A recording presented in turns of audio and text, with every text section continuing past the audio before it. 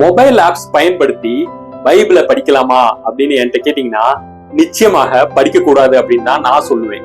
ஏன் அப்படின்னா மொபைல்ல நீங்க பைபிளை படிச்சுட்டு இருக்கும் போது உங்களுக்கு கால்ஸ் வரலாம், மெசேஜஸ் வரலாம், ஃபேஸ்புக்ல நோட்டிபிகேஷன் வரலாம், வாட்ஸ்அப் மெசேஜ் வரலாம், யூடியூப் நோட்டிபிகேஷன் வரலாம்.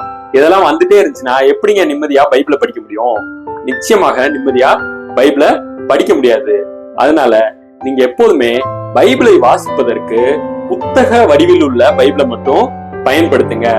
மொபைல் பைபிள் ஆப்ஸை பயன்படுத்த கூடாதா அப்படின்னா நிச்சயமாக நீங்க பயன்படுத்தலாம். ஆனா பைபிள் வாசிப்பதற்கு அதை பயன்படுத்தாதீங்க.